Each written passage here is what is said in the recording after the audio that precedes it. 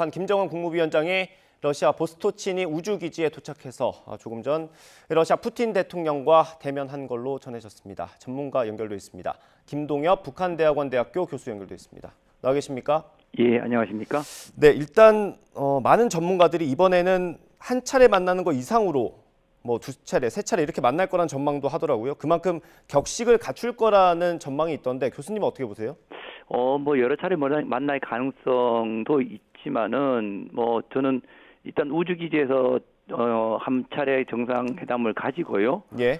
그 이후에 어떤 다른 지역, 공장일 수도 있고 군수 공장일 수도 있고 또 근처에 그 코스몰 소위 전투기 생산 공장이 또 있거든요. 하바롭스크주에. 그러니까 예. 거기에 같이 갈 수도 있습니다. 그렇기 때문에 정상회담 자체는 한번 할 가능성이 있지만 다른 몇 군데를 동행을 하고 이럴 가능성도 있다고 봐야 되겠지요. 어떤 현장 방문 일정에 두 정상이 같이 갈 가능성도 있다고 보시는 거고요. 예, 그렇게 가능성도 있겠죠. 예. 이 우주기지가 러시아한테는 굉장히 의미가 있는 곳인데 북한이 여기에서 정상회담을 하는 것도 큰 의미가 있다고 볼 수 있습니까? 아무래도 다른 것이 아니라 이렇게 우주기지에서 했다는 것은 최근에 북한의 인공위성 발사와 관련이 전혀 없지는 않을 겁니다. 예. 그렇다고 해서 이번에 발사한 이번에 그 우주기지에서의 정상회담을 한 것 자체를 너무 북한과 러시아의 어떤 인공위성에 관련된 어떤 협력 이런 것으로 이제 국한시키기보다는 우주기지라는 측면에서 놓고 보면 조금 더 미래적인 측면으로 또 좀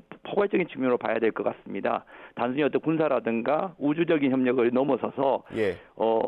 러시아와 북한의 대단히 미래적인 차원에서 있던 국가 간의 관계의 어떤 격상 이런 쪽으로 좀 포괄적인 어떤 차원이 높은 그 정상회담 이런 것들을 만들기 위해서 장소를 우주기지로 한 것이 아닌가라고 상상할 수도 있겠지요. 예, 지금까지의 흐름을 보면 전쟁을 치르고 있는 러시아가 북한에 좀 공을 많이 들인 것처럼 보이거든요. 예, 그 4년 전에 두 정상이 만났을 때는 사실 성명이나 이런 건 나오지 않았었잖아요. 이번에는 공동 발표, 성명 이런 게 나올 수 있다고 보십니까? 충분히 그럴 가능성이 높다고 저는 생각을 합니다. 이번 것이 북쪽에서 따라간 사람들을 놓고 본다고 한다면 군사 협력에 분명히 좀 초점이 맞춰 있는 것이긴 사실이지만 단순히 이것이 어떤 무기의 거래만을 가지고 정상회담을 했다고 생각되지 않고요. 예. 최근에 어떤 우크라이나 사태도 존재하지만 또 북한이 갖고 있는 어떤 경제적인 문제라든가 여러 가지 또 문제가 있지 않습니까? 여기에 또 한 가지 중요한 것은 최근에 있었던 그 캠프 데이비드에서의 어떤 한미 군사 협력도 강화되는 측면이 있고요. 여러 가지 측면에서 그거의 어떤 반작용으로서 캠프 데이비드의 어떤 반작용으로서 북러 간에 충분한 어떤 그 군사적인 어떤 협력 이상을 넘어선 국가 차원에서의 어떤 공동성명 이런 것들이 나올 가능성이 있다고 생각을 합니다. 예, 지금 우리 정부도 마찬가지고요. 미국까지 각국이 지금 우려하고 있는 것이 북한이 재래식 무기를 내주고 첨단 기술을 요구할 수 있다는 부분 아니겠습니까? 그게 예. 어느 정도까지 합의에 이를 수 있다고 보세요?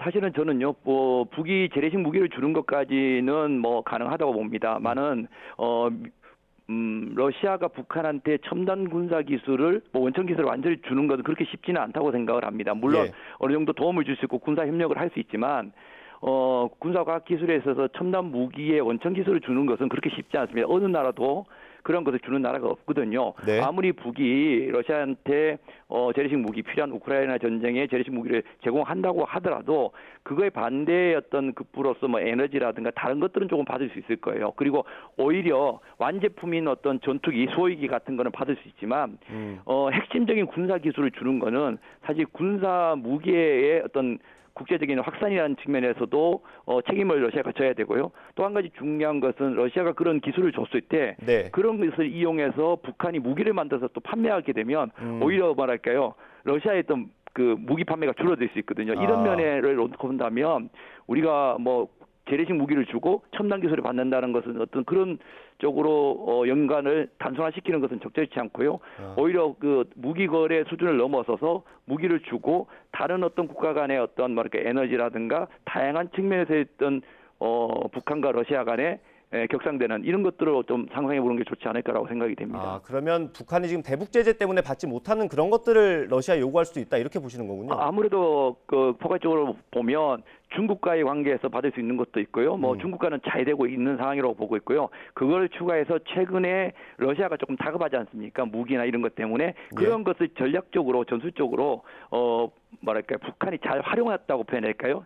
예. 외교적으로 그렇게 하면서 손을 내민 러시아의 손을 잡고 필요한 것도 받아들이는 그러면서 최근에 뭐 한미일 군사협력이나 이런 것들을 로 만들어진 어떤 신냉전 구조라든가 동북아시아 사이 이런 것들에 대응하기 위한 어떤 북러 관계의 어떤 격상이라고 하죠. 이런 것까지 생각하는 좀 대단히 전략적인 외교적인 어떤 그 방러 예. 정상회담이라고 봐야 되지 않을까 생각합니다. 예, 일단 북러 정상회담이 곧 시작이 될 것 같고요. 예. 우리 정부와 미국의 대응이 좀 필요할 것 같습니다.